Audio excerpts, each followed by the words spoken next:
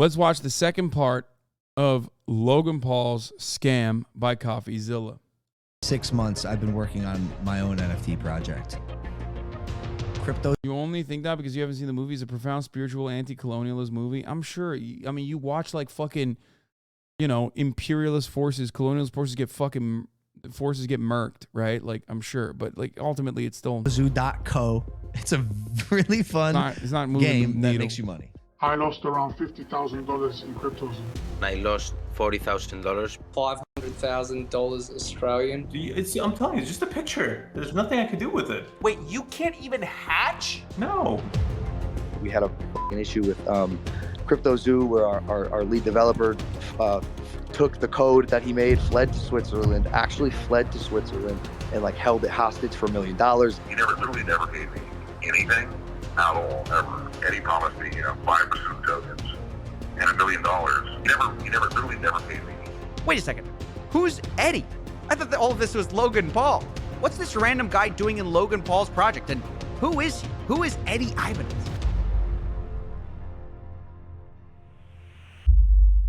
To begin answering the question of who Eddie is, I decided to take a deep dive. I started by looking through all the news articles I could on Eddie, where I found out he graduated from MIT, and from there became a data scientist and cybersecurity expert, and used that technical background to win a Super Bowl for the Eagles. And there were videos on him too, which all painted him as brilliant and extremely accomplished. Yes, hi, my name's Eddie Ibanez. I'm a father of 3, lead developer here at CryptoZoo. As a teenager, he successfully hacked AOL from his bedroom. He continued to pursue computer science until attending MIT. He was then recruited out to work for a government agency in cybersecurity, developing software that reverse engineers the location of known government and terrorist threats. You started with the federal government and you started off really tracking criminals with burner phones and all. Honestly, after this whole search, I felt more confused than ever. If Eddie's such an amazing guy, why didn't he pay developers? And is he really the puppet master behind CryptoZoo? Or is it someone else? Honestly, I felt like at this point I needed a drink and I needed to ask for help. Coffee, how's it going? Oh my God. Not good. There's robots! Well, I'm confused about this Eddie Ibanez guy. He comes out of nowhere with this CryptoZoo story, and everything about him I find seems great. So, what's the problem? Well, everything's not great. Everything about this guy just seems too perfect. He's an MIT grad, he works for the military. He even claims he won a Super Bowl. Why would that guy work for Logan Paul? I don't know, but I can find out. You said his name is Eddie Ibanez? I think he goes by Eduardo technically, but wait, what are you doing? I'm just looking around. And done. Well, what'd you find? A few red flags, a couple of misdemeanors. Ooh, a few court cases. I'll send him over.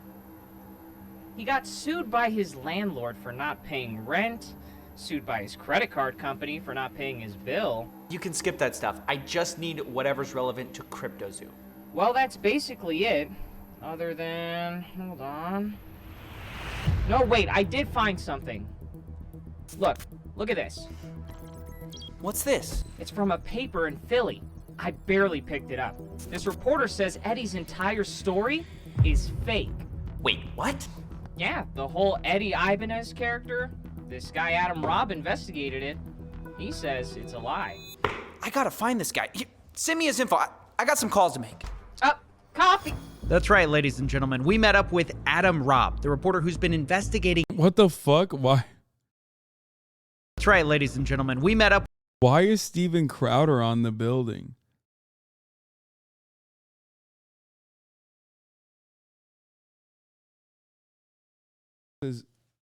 He's mocking the metaverse? With Adam Robb, the reporter who's been investigating Eddie Ibanez for a while now. And I wanted to know, what did Adam think of him when they first met? I wasn't quite sure what to make of him. Based on what I knew about him, he was a MIT grad who went on to work for the CIA and the Defense Department, and I didn't want to waste his time. And it wasn't long after I sat down that I realized he was wasting my time. Can you tell me about some of the lies Eddie told you? Eddie has told me so many lies over the course of my 2 interviews with him. And the first lie he told me is probably the oldest lie that he's told so many people, which is that he's an orphan. I first realized Eddie might be lying to me when I went home the next day and Googled Eddie Ibanez's family. I found a video of Eddie and his wife making rice pudding on a Fox and Yo, why is it that all these motherfuckers end up on Fox somehow? You do some fuck shit, dude. You do some fuck shit, Fox News is the place for you, okay?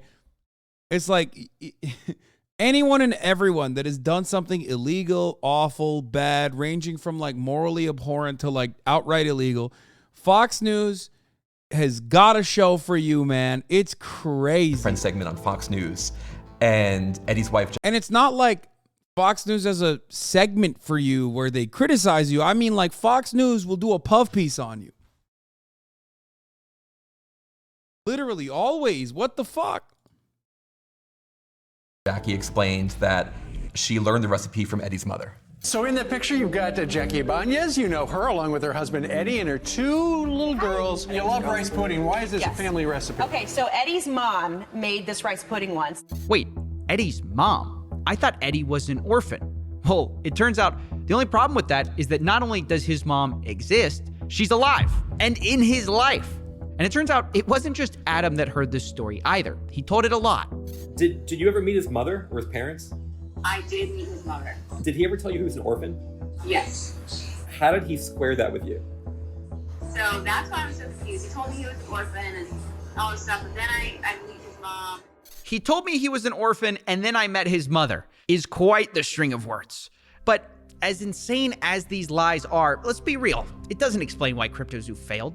But the next lies kind of do, because part of Eddie's story is also that he went to MIT where he was recruited to the CIA.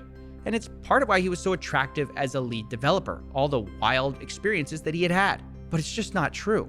I emailed the MIT registrar's office and I asked.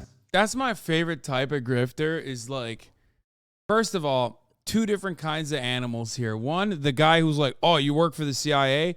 That must mean you're a good guy, okay? That's my favorite type of person, but only losing to my actual favorite type of person, who is the person who lies about being, about going to fucking...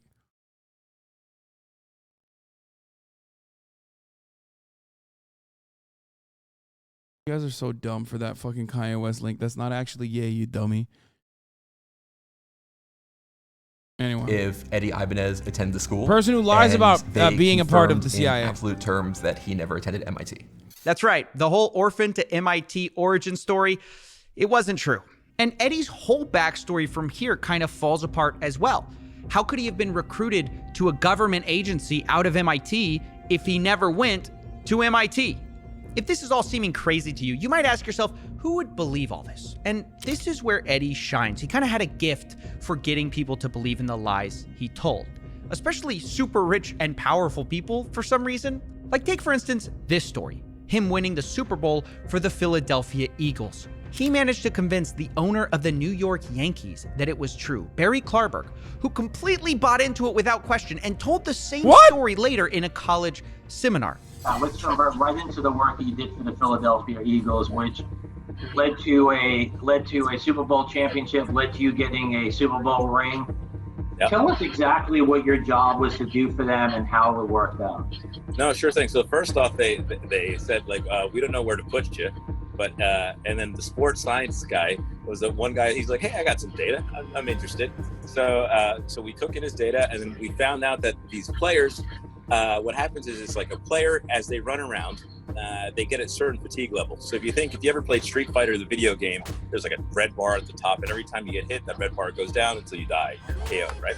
So then we're trying to figure out kind of what that is for a player, and on an injury level, right? There's an injury bar that gets knocked down and that gets KO'd. This is insane. He convinced an owner of the Yankees that he won a Super Bowl by turning sports athletes into Street Fighter characters. And of course, none of it's true. Dude, I love stories like this, man. I do. It's just like, it just goes to show you that so many people that have like profound amounts of power unironically aren't smarter than the average motherfucker, dude. Like, street smarts. The average motherfucker who's a dumbass who's read 0 fucking books unironically has, like, at least a goddamn smell test. Has at least some level of fucking smell test that literally makes them avoid these kinds of things, you know? Like the fucking middle of the hour ad break that is a minute long and it's a secret, and I don't usually do a segue. The Philadelphia Eagles responded to a fact check saying he never worked for their player analysis team. Not only that, the Eagles also said that Eddie did try to do an in-person presentation in March of 2018, but that was already a month after the Eagles had already won the Super Bowl. And also they didn't hire him because of course not. Meaning there's no way this story is true. And yet he's convinced people at the highest levels of sports that it is. And this is where we get back to CryptoZoo, of course, because it's how he got involved with that project. Remember Jeff Levin, Logan's manager, who we spoke to last time? Well, he also spoke to Adam Robb. And when he told him the reasons he liked Eddie, they sounded very familiar. And did he tell you, I guess, kind of like about like working with the... Like, I hope I'm never as, like, delusional as these motherfuckers. Like, I feel like I'm way too skeptical and way too pessimistic. But, like, it blows my mind how you can get to a point like this where you just get got so fucking hard, dude. Don't say Pepela surely. I just don't. I literally don't understand it. I don't. The NFL and that kind of stuff and the whole... Bro, you got from Slicker? I mean, I guess. But that's not the same, dude. If Slicker wasn't fucking lying to me about... Bro, Slicker wasn't lying to me about winning a Super Bowl, brother, okay? He was just saying that he was in a shitty situation and asked for, you know, $500. That's a little bit different. I feel like that's like a minor scam.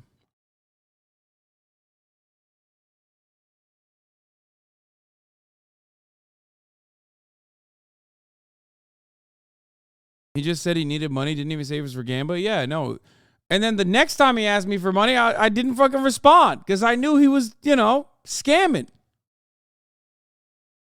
So there's that too. So yeah, no, my nose is pretty fucking good on this.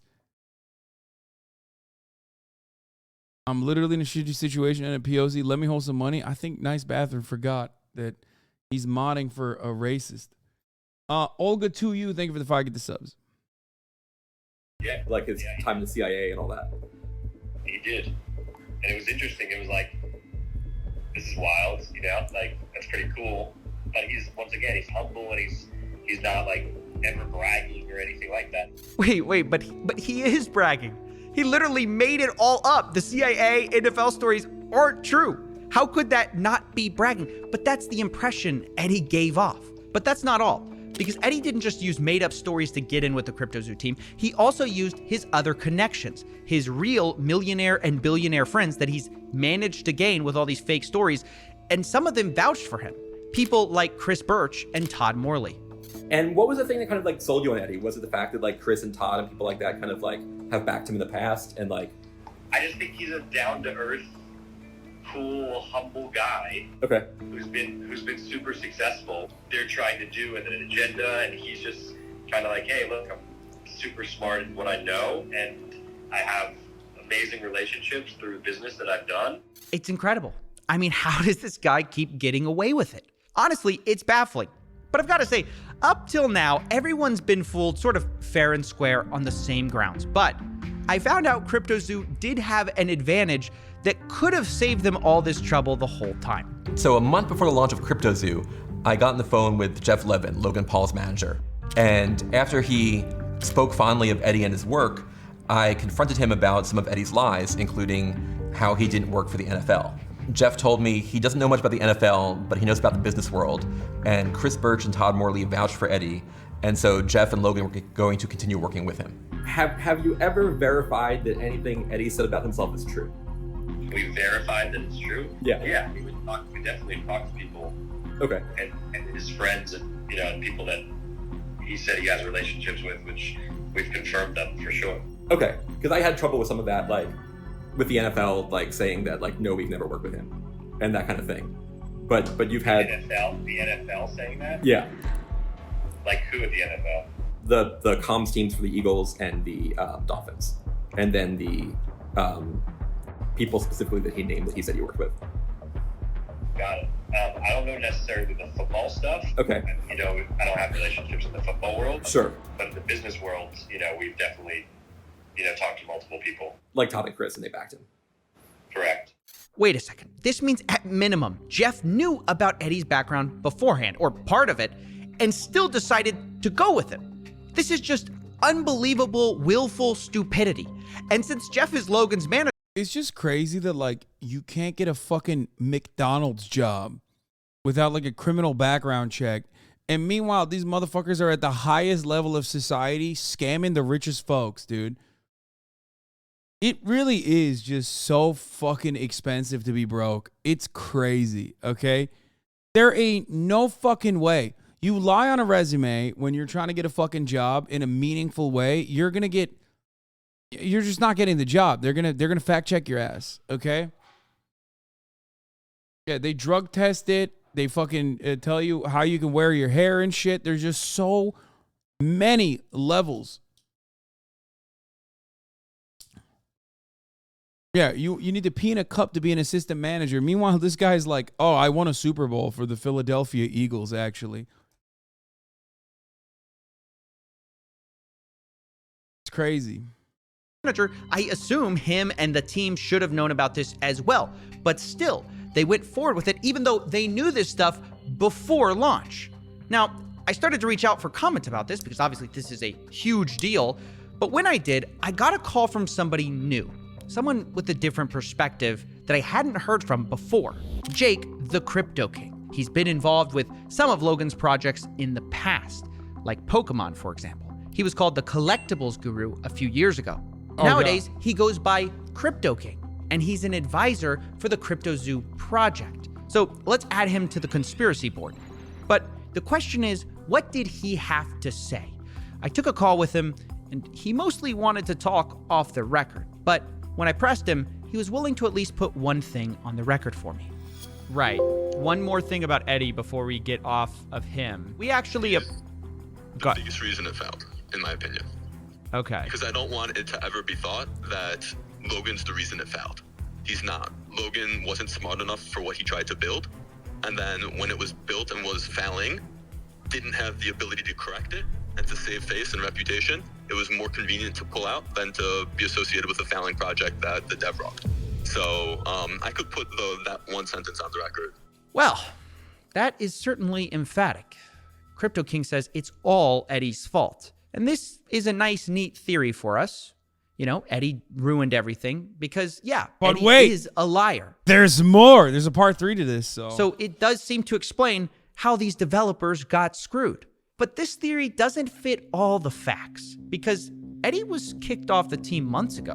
And still, the game is not working, despite Logan claiming they were going to go back and fix all the problems. Again, retroactively working to make these projects right, and that just takes time, bro. It just takes time. Development takes time. Working backwards to fix things, which isn't ideal, but also this project will speak for itself. And now, you know, we're working backwards to try to fix it.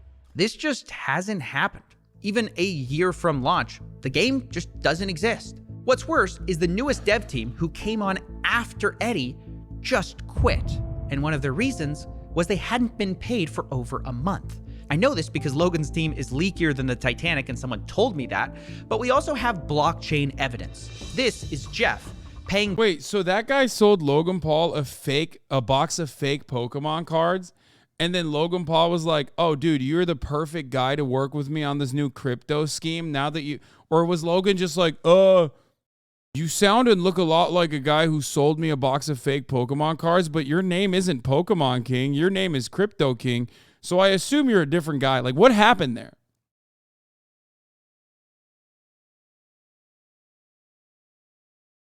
I mean, that guy was a different kind of king. You know, you're a Crypto King. You're totally new king. You know, that's a different guy.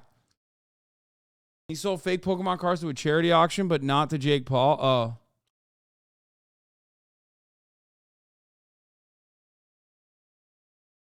Block Ops, the company, they hired out on July 19th. They were supposed to redo all this work. It's confirmed by their leader, Skip, talking about a first monthly payment on that day. But after that, there's nothing until they quit on September 26th in a post called Our Departure from CryptoZoo. Now, I do have to say, it does look like they were eventually paid, but only a day after they quit. And this is just the same problem as before, slightly different. Nobody can pay these devs on time, and investors end up getting nothing. And so I can't buy into the idea that Eddie's at fault for everything, because when Eddie was gone, they had a lot of the same problems. Now, it was only at the point that this dev team quit, Block Ops, that things really took a turn. Because if the Titanic was leaking before, now it was sinking, and everyone basically gave up hope. You know, from every direction, I started getting messages from all the investors who felt betrayed, who up to this point were holding on to hope. I gotta pee. I'll be back in a second. Now they felt defeated. They felt tricked by the CryptoZoo team who had fed them promise after promise, and they were sick of it. He was never in the chat or anything, never apologized or told us anything. Things didn't work out. Things didn't work out. We all get that. But to continuously lie, lead people on, hype people up, to put more money in, all the while in the background, things are going down, things are hitting the fan, and you've left us holding the bag. I know it was my decision, and I did my research, but I believe nobody has to lose money in this way. And that's when a whistleblower stepped forward and decided enough was enough. They decided to leak me messages, team messages, from the CryptoZoo team from all the way back in the beginning when they thought of this idea, all the way up to launch. And seeing that, it changed everything. Because all of a sudden, I got a lot of new information. Remember how Jake, the Crypto King, said Eddie was the only problem? Well, a year ago, he was saying something very different. On the day of launch, he said this to the group. Logan, you stole 40 million in tokens from me. You are a scam artist. You are a liar, and you betrayed your own community. What? You aren't that guy. Logan replies, oh, Jake, trust me, bro. I am that guy. You're gonna change this whole story. Yeah, I'll go on the record for you, and yes, I'm gonna show you the text message that say we can sell at these ascending market caps, and that it's not like I was trying to rug a project. It's like I put $250,000 into a project plus 6 months of time, and the founder never did anything he said he was going to do, and then hired a bunch of devs that didn't do what they were going to do. And every time I gave advice, the advice was I was told. So there was nothing illegal about that. Ethically, arguable. The rest that Logan did to me was ethically wrong and illegal. Woo! Stop it!